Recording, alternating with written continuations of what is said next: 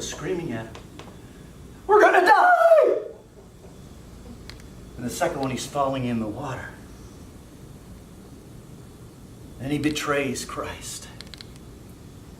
Then he goes back fishing.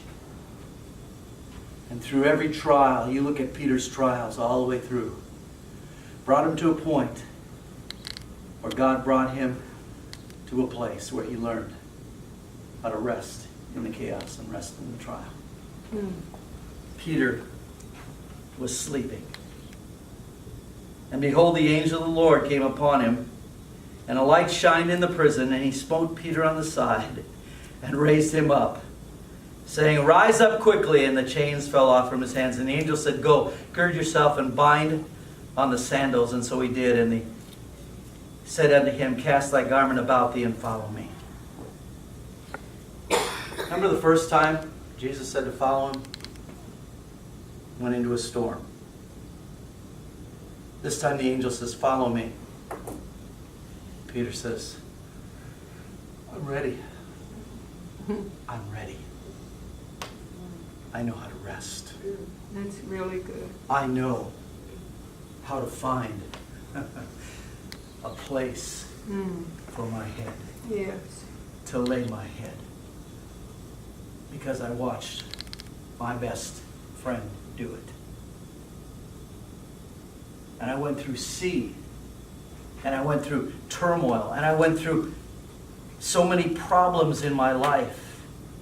I stood on a shore feeling so worthless. And my friend said, "Feed my sheep. Feed my sheep." So many reasons why you tell God you can't rest in the midst of your chaos. "Well, I'm just so frustrated. It's just not working. I feel like all hell has broken loose around me. God, don't you?" How many have ever been there? "God, don't you care? Don't you see what I'm going through?" By your words, you will know which storm you're in. By your storm, you'll know which storm. By your words, you'll know which storm you're in. Are you shaking him? Don't you understand what I'm going through? Don't you care? You're in a first storm. It's like you're asleep. You know why? Because he is. Because he is. He learned how to rest. He learned how to believe Isaiah, where he said, "In quietness and confidence you shall be saved."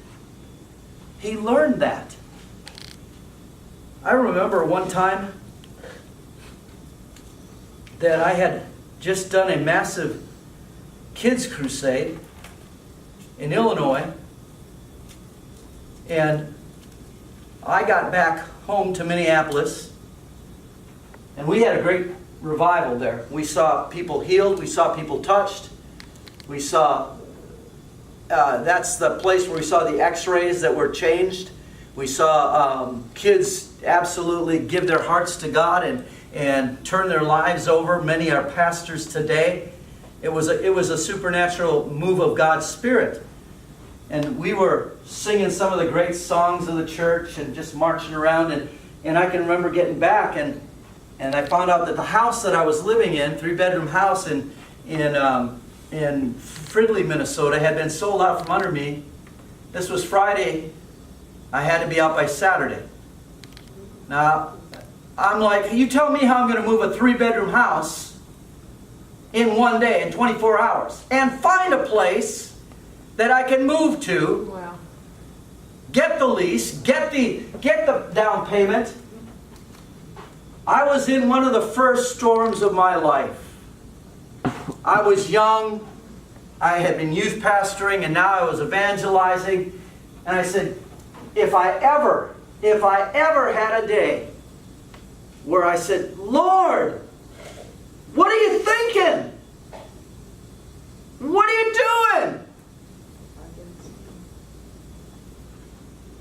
And I finally found a place in Brooklyn Center, 2nd-story apartment.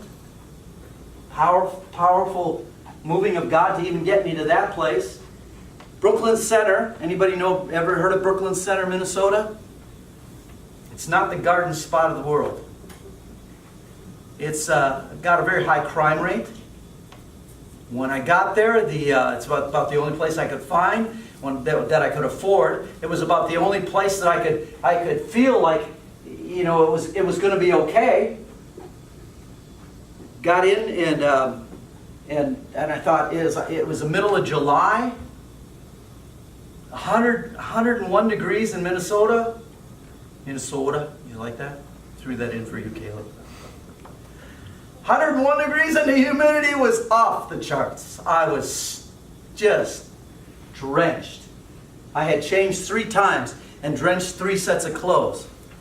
I had gotten everything boxed up. We just started throwing stuff into boxes, and I had a friend of mine that used to sing in the choir with me at the old MEA, and we were throwing stuff in boxes, and you know how you're moving. You get those glasses and you roll them really good in the newspapers, and so we're just chucking the glasses into the boxes. It was just like there's no way we could have time to do any of that stuff. We had boxes and boxes and boxes of clothing and dishes and personal effects and items, and we took a 3-bedroom house and tried to move all that stuff into a 1-bedroom apartment. That's all I could find. A 1-bedroom apartment.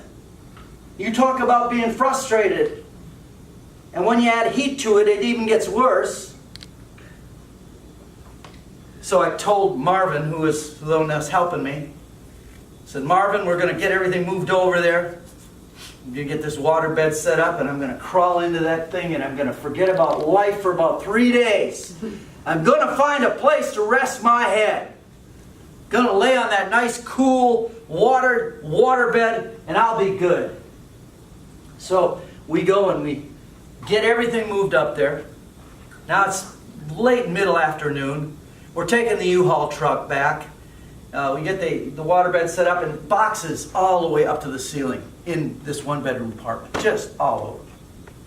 And I had preached a message, I'll preach it sometime here, about how, the devil wants to steal your song. He doesn't care if he can get you to commit adultery or lie or cheat or steal, but if he can get your song, he's pretty much going at right after your faith level. And so we get back from taking the U-Haul. Marvin says, well, let's sing a song. And I didn't feel like singing. But I started singing. One of those songs we sang in the Kids Crusade on Sunday night, that last glorious night. I was like, oh, to be back with the kids again. To be back in the Kids Crusade with all the glorious things of God. But now here I am in hell. I am in hell. And Marvin says, let's sing. He's big old Swede. Well, I think we should sing. Okay, Marvin. So we start singing. And we're singing some of those old church choir songs that we were singing. I was there when the Spirit came. And when I first heard of Pentecost, we're singing these old songs, him and I. And Marvin's got the bass voice, and I got the tenor voice, and we sounded pretty good driving that U-Haul. We took the U-Haul back, came back to the apartment, and I'm just so ready to just find a place to lay my head. Just so ready to find a place to lay my head. So I put my key in the door, and that second, I thought, I'm going to go check the pool out first. I went and checked the pool out. It was condemned. They had locks on the doors. I thought, it's getting better and better. So I get up there and I turn the key and I open the door, and here comes a 4-foot wave down the hall. Coming out of the apartment. I'm looking, but I'm thinking, am I seeing this in the Spirit? Your apartment? Out of my apartment. I'm like, is this the Red Sea? What's going on? Lord, am I seeing this in the Spirit? Little pieces of wood like little surfers coming down. I closed the door. I looked at the number. I said, yeah, this is it. Open it up. Water. Pouring. Pouring. Open your water. Marvin did not put the screws into the left side of the waterbed, and it busted out. And and came through the liner on the bottom. And there's water. This is a 300-gallon king-size waterbed in a one-bedroom apartment, which didn't fit too well as it was. But all of a sudden, the side blew out, the thing. And then he says to me, he says, "You better get to the bathroom." I said, "Why?" He says, "Because I didn't turn the water off." So the water was continuing to run, and the water's coming down the hall. And if I ever felt like I was in hell, I was in hell. I was looking at that. I ran in. I'm now knee deep in water, and it keeps coming. I said, "Marvin, get a board and dam it up." And he's in shock. He's standing at the door going, "I don't think it's going to work." I said, "Well, Marvin, let's get pails and bail it." "I don't think it's going to work." I said, "Well, Marvin, take your shoes off at least, because you're getting your new basketball shoes all wet." So he comes in. I go running into the bathroom, turn the water off. It's just gushing, gushing. All of a sudden, I realize that every box that we have is now soaking wet. Now, Wow. first storm, I was kind of like, "Lord, don't you care?" This second storm, I've now fallen into the water. I walked on that water, getting this apartment.